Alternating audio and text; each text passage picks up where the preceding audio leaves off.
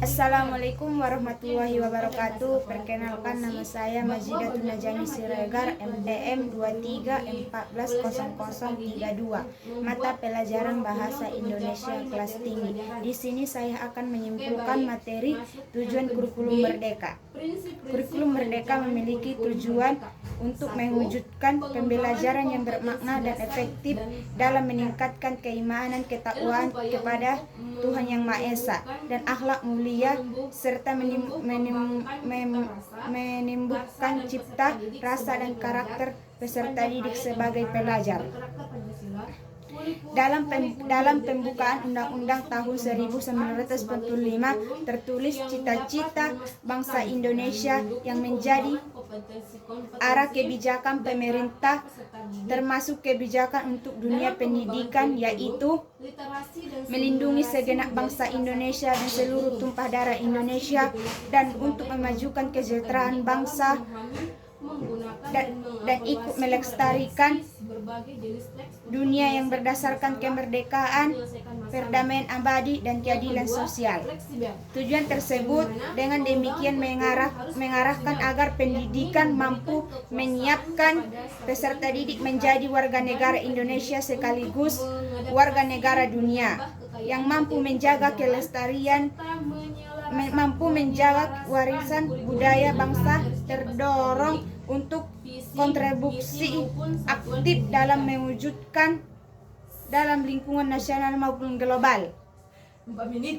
Berikutnya, mengacu Undang-Undang Nomor 20 Tahun 2003 tentang Sistem Pendidikan Nasional, pasal 3 dinyatakan bahwa pendidikan nasional berfungsi mengembangkan kemampuan dan membentuk watak serta peradaban bangsa yang merambat dalam rangka mendasarkan kehidupan bangsa, bertujuan untuk mengembangkan potensi peserta didik agar menjadi manusia yang beriman dan bertakwa kepada Tuhan Yang Maha Esa, berakhlak mulia serta berilmu, cukup mandiri, dan menjadi warga negara yang demokratis serta bertanggung jawab. Profil Pancasila diintegrasikan dalam pembelajaran melalui kurangnya 3 cara, yaitu 1. Sebagai materi pelajaran dalam kegiatan instrukturer, 2. Sebagai pengalaman pembelajaran atau strategi pembelajaran yang digunakan guru, dan 3. Sebagai proyek kegiatan kurikuler. Berikut pembahasan lebih lanjut dari masing-masing cara mencapai profil Pancasila. 1. Sebagai materi pembelajaran kegiatan intrakurikuler. 2. Sebagai pengalaman pembelajaran atau strategi pembelajaran yang digunakan guru. 3. Sebagai proyek kegiatan kokurikuler. Adapun prinsip-prinsip perencanaan kurikulum merdeka. 1. Mengemban kompetensi karakter dalam upaya untuk menimbulkan cipta, rasa, dan karsa peserta didik sebagai pelajaran sepanjang hayat berkarakter Pancasila. 2. Fleksibel.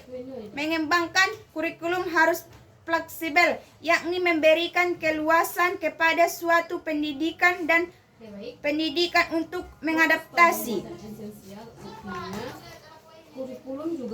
3. Berfokus pada muatan esensial. Semua peserta didik perlu mencapai kompetensi minuman, namun kurikulum yang terlalu padat dan diajarkan dengan terburu-buru meningkatkan guru menyertai kemampuan kecil peserta didiknya yang lebih berprestasi. Pengurangan kepadatan kurikulum dapat mengurangi kesejahteraan kualitas belajar. Hal ini ditunjukkan juga dalam kajian yang dilakukan Inovasi dan Pusat Penelitian Kebijakan Kemendikbudristek 2021. Fokus pada muatan esensial artinya juga kurikulum harus sederhana, C. Karakteristik pembelajaran kurikulum merdeka. Kurikulum merdeka sebagai sebuah gagasan dan tujuan mewujudkan pembelajaran yang bermakna dan efektif sedemikian rupa berdasarkan pada landasan-landasan filosofis, sosiologis, dan fisikopedagogis. Terdapat 4 karakteristik pembelajaran kurikulum merdeka sebagai berikut. 1. Manfaat penilaian atau asesmen awal, proses dan akhir untuk memahami kebutuhan belajar dan perkembangan proses. 4 karakteristik pembelajaran kurikulum merdeka sebagai berikut. 1. Manfaat penilaian atau asesmen awal, proses dan akhir untuk memahami kebutuhan belajar dan perkembangan proses belajar peserta didik. 2. Menggunakan pahaman tentang kebutuhan dan posisi peserta didik untuk melakukan penyelesaian pembelajaran. 3. Memprioritaskan kemajuan belajar peserta didik dibandingkan cukupan dan ketuntasan muatan kurikulum yang disampaikan. 4. Didasarkan pada refleksi atas kemajuan belajar peserta didik yang dilakukan secara kolaboratif dan pendidikan lain. D. Landasan kurikulum merdeka. Landasan filosofis mengembangkan kurikulum merdeka. 1. Pendidikan nasional Indonesia mendorong terciptanya kemajuan dengan berperan dan mempertimbangkan konteks Indonesia. 2. Pendidikan nasional diarahkan untuk membentuk manusia Indonesia yang holistik. 3. Pendidikan nasional Indonesia responsif terhadap perubahan sosial, ekonomi, politik, dan budaya. 4. Keseimbangan antara penguasaan kompetisi dan karakter peserta didik. 5. Keluasan suatu pendidikan dan menyusun kurikulum dan mengimplementasikannya. 6. Pembelajaran perlu melayani keberagaman dan menyesuaikan dengan tingkat perkembangan peserta didik. 7. Pelaksanaan pembelajaran diselenggarakan dalam suasana belajar yang interaktif. 8. Manusia Indonesia yang holistik. 3. Pendidikan nasional Indonesia responsif terhadap perubahan sosial, ekonomi, politik, dan budaya. 4. Keseimbangan antara penguasaan kompetisi dan karakter peserta didik. 5. Keluasan suatu pendidikan dan menyusun kurikulum dan mengimplementasikannya. 6. Pembelajaran perlu melayani keberagaman dan menyesuaikan dengan tingkat perkembangan peserta didik. 7. Pelaksanaan pembelajaran diselenggarakan dalam suasana belajar yang interaktif. 8. Guru memiliki holistis dalam mendidik peserta didik dan mengimplementasikan kurikulum dalam pembelajaran. Landasan sosiologis. Demikian global dan karangan sosial masyarakat Indonesia. 3. Landasan fisikopedagogis. 2. Landasan sosiologis. Terdapat 3 pertimbangan sosiologis utama, yaitu terkait revolusi industri 4.0 dan masyarakat 5.0, dinamika global dan keragaman sosial masyarakat Indonesia. 3. Landasan fisikopedagogis. Landasan fisikopedagogis merupakan landasan yang memberikan dasar pengembangan kurikulum terkait bagaimana manusia belajar berkembang. 4. Landasan historis. Pengembangan kurikulum nasional perlu didasarkan pada perkembangan historis, terutama untuk melihat konteks perubahan kurikulum yang pernah dilakukan. Secara historis, sejak Indonesia merdeka, terjadi pengintaian kurikulum lebih kurang 10 kali. Pertama, kedua, dan ketiga masih disebut sebagai rencana pembelajaran, yaitu pada tahun 1947, 1952, dan 1964. disusun lahirnya kurikulum 1986, 1975, 1984 sampai 2013. Terdapat konteks dan semangat yang berada di antara kurikulum nasional tersebut.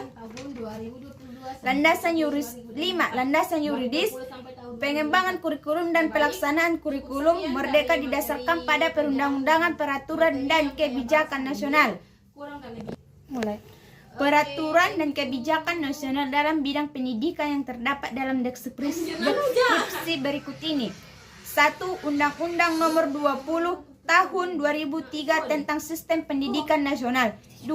Peraturan Pemerintahan Nomor 57 Tahun 2021 tentang Standar Nasional Pendidikan dan PBB Nomor 4 Tahun 2022 tentang perubahan atas Peraturan Pemerintahan Nomor 57 Tahun 2021 tentang Standar Nasional Pendidikan.